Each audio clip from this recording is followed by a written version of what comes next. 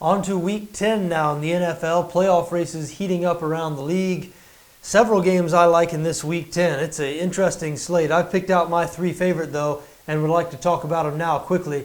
Let's start in Carolina, where the Panthers host the Kansas City Chiefs. Carolina, a 3-point favorite at Betsafe, 44.5 the total in this game. You know, the Panthers pulled out a tough win over the Rams last week to get to 3-5. I think a lot of people are feeling like they're just about to make a push. The NFC South is still very winnable. The Panthers obviously won the NFC last year. They have one of the best players in the NFL in Cam Newton, and they have a defense that still has a reputation as being one of the NFL's best.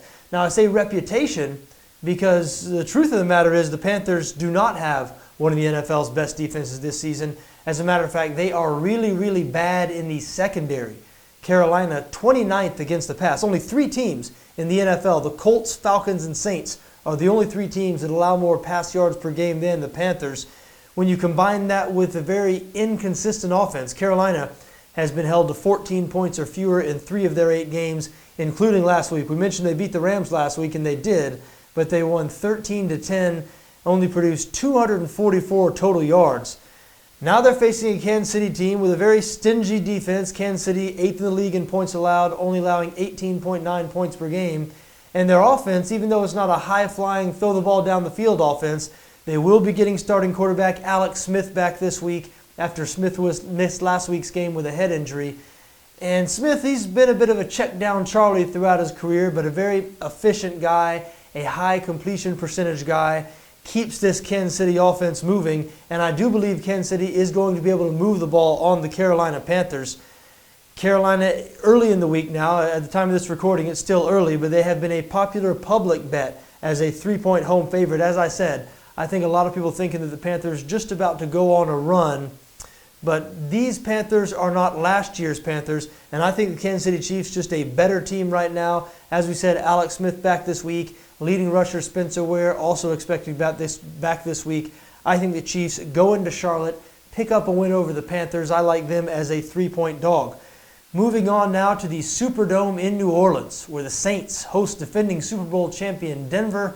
The Saints, a 2-point favorite at Betsafe, 48.5 the total here. Now Denver, they've been struggling. You know, defending Super Bowl champ, as we said, and they still have a championship-level defense, but boy, this Denver offense has been downright hard to watch over the past month. The Broncos have dropped 3 of their past 5 games, and even in those 2 wins over Houston and San Diego, the offense, very, very choppy. The Trevor Siemian experience is not going quite like it did over the first 3 or 4 weeks of the season. Now, the Broncos still do have an excellent defense. 4th in the league in total defense, 1st in pass defense. But boy, will that defense ever have a challenge this week when they go on the road to face this Saints offense. The Saints, 1st in the league in passing offense, 326 pass yards per game, also 1st in the league in total offense, over 430 yards per game, 2nd in points scored, 30.3. You go on and on with the offensive stats for this New Orleans Saints team. They are right around the top of the league in every one. Drew Brees, the guy seemingly does not get old, having one of the best seasons of his career now this season. And the same old story with the Saints. Their defense is the Achilles heel of the team, and once again this season their defense has allowed a lot of yards and a lot of points, but they have been playing better over the past few weeks than they did early. After surrendering 30 points or more in 4 of their first 5 games, the Saints have surrendered fewer than 30 in 3 straight. They've now evened up their record at 4-4. We know they always play better in the Superdome. Drew Brees and that offense on that fast track, they always seem to get going at home. And even though I don't think they're going to go up and down the field on this Denver defense, I don't think the Saints are going to be scoring 43 points or whatever like they did last week. I do think they're going to put points up on the board, and I don't think this Trevor Siemian-led Denver offense is going to be able to keep pace. I think we're still able to take advantage of Denver's reputation here a little bit. They're still popular with the betting public since they were so good last year and have such a strong defense, but Denver, not the same team. We just said that about Carolina. Same thing true about the Denver Broncos, and I don't think the Broncos are going to be able to go to New Orleans and pick up a win on Sunday. I like New Orleans -2 in that one. Final game I'd like to talk about here in this Week 10. What about the Pittsburgh Steelers hosting the Dallas Cowboys? This may be the game of the week in the NFL. The Steelers a 2.5-point favorite at Betsafe, 50 the total in this game. This line opened as Pittsburgh -3, but a little bit of Dallas money has crept the line in the Cowboys' direction, and that's understandable. After all, the Cowboys 7-1 this season. They have really been the surprise of the NFL. Pittsburgh, meanwhile, has lost three straight games to fall to 4-4. This is a backs against the wall situation for this Steelers team. They really, really need a win here. They are at home.